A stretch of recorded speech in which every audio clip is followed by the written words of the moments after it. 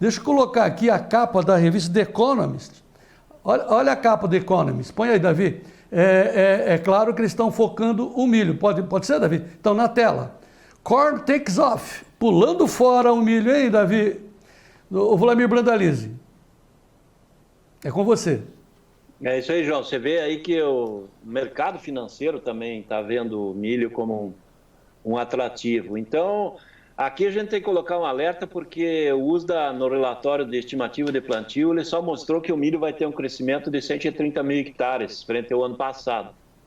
E em cima de todas essas condições aí que está se expondo, de forte demanda, o próprio a matéria aí do The Economist está mostrando aí o milho decolando que nem um foguete, né?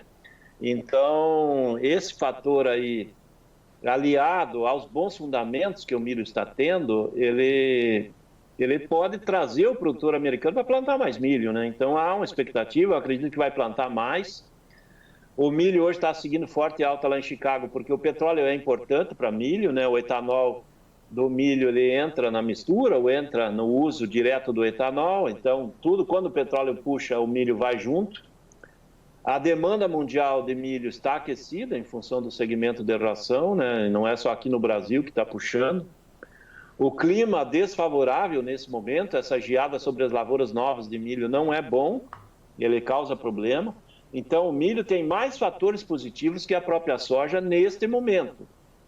E aqui vai fazer a pergunta, é uma tendência? Também não, porque ele, a partir do momento que o produtor voltar a plantar, porque nós temos muito tempo para plantar a safra americana. A safra americana vai até lá no final de maio, aí pode ser plantada. Então, tem bastante tempo ainda para plantar.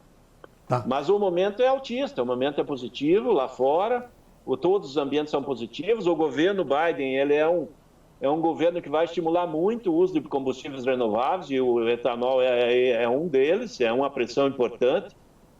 Já existe um movimento do próprio governo americano e do Brasil para se estimular e o setor do etanol aqui no Brasil também, o Brasil voltar a crescer na demanda de biocombustíveis.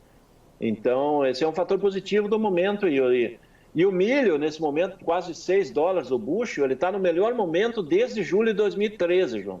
Tá. Então, a cotação do milho está excelente lá fora. Tá. Nos melhores níveis desde julho de 2013. Então, muito boa, no melhor nível quase em 8 anos. Ou seja, e aqui no Brasil, a B3, esses R$104, é o maior nível histórico. Nunca se chegou a esse nível, justamente que a gente sempre tem falado nos últimos dias. O milho está na mão de pouca gente, o milho da safra de verão, continua tendo demanda e o vendedor não quer se desfazer. Ele está esticando a corda o máximo que pode. As condições de clima na safrinha são irregulares, aí muita gente sofrendo, tem perdas, tem problema na safrinha. Nós já perdemos aí do potencial que teria a safrinha desse ano uns 10 milhões de toneladas ou mais, e vamos perder mais provavelmente por causa do clima. E com isso, o produtor que é o detentor desse milho vai valorizando o grão e vai segurando.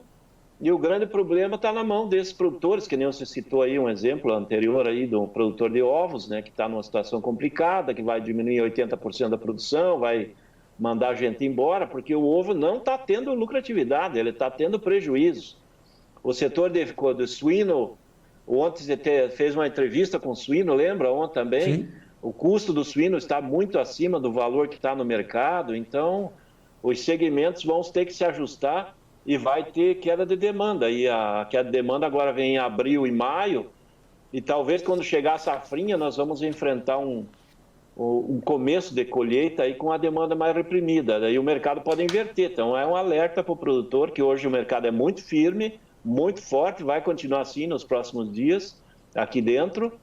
Mas ninguém garante que no segundo semestre vai seguir nessa linha, porque mesmo que tenha perdas na safra da safrinha, o valor do milho na exportação no segundo semestre, mesmo com essa alta forte de hoje, ele está abaixo de R$80 nos portos. Então, o milho ainda na exportação do segundo semestre é no máximo R$80 aí para setembro, outubro, nos embarques, enquanto o mercado interno trabalha hoje na faixa praticamente R$100, R$105. E tem pedidos que a gente tem visto aí, João, para pequenos granjeiros, falando em R$110. E o granjeiro já não viabiliza. Eu vou mandar as matrizes para o abate aí, no caso do suíno, vou encolher o tamanho da estrutura, do plantel. Isso a gente está vendo de tudo que é lado, Rio Grande do Sul, Santa Catarina, Paraná, São Paulo, Minas Gerais, setor de ovo, leite e suíno, todo estrangulado, João. E o produtor de milho está com a faca e o queijo na mão e o copo de vinho junto, né? Ele está muito tranquilo. Quem tem milho hoje está tranquilo, pelo menos por mais uns 2 meses. Aí está no domínio do jogo. Mas aqui, ó, o senhor Aristides Benatti, aqui de Campinas, está dizendo, uma dúvida, Vlamir, a respeito do preço do milho. Você está falando que ele está no nível histórico, mas historicamente uma saca de soja custa 1,5 vezes o preço de uma saca de milho. Estando, portanto, a saca de soja hoje R$ 180 base Campinas, dizer que o milho a 120 está com um preço razoável, tem espaço para crescer mais, Vlamir? Não, pegando a paridade? De troca, João, é mais ou menos 2 sacas, 2,2 sacas de milho para uma de soja. Ele está falando 1,5. Ele está falando 1,5.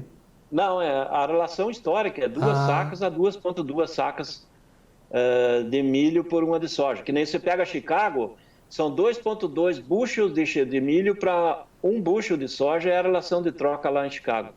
E aqui no Brasil, arredonda, vamos dizer assim, um número redondo a nível de Brasil seria 2 sacas de milho para uma de soja. Então, se a soja está hoje na faixa de R$ 160, a lógica seria o milho estar 80, mas o milho está muito mais valorizado, né? O milho nesse momento está muito melhor do que a soja. Justamente porque o milho hoje, agora essa primeira safra é quase todo ele para a demanda nacional, a demanda nacional ainda está forte e os vendedores não estão querendo vender, né? E o milho está na mão de cooperativas aí que está segurando, porque são consumidoras, algumas que recebem milho a fixar do produtor também, mas o pequeno consumidor de milho está pagando mais e está...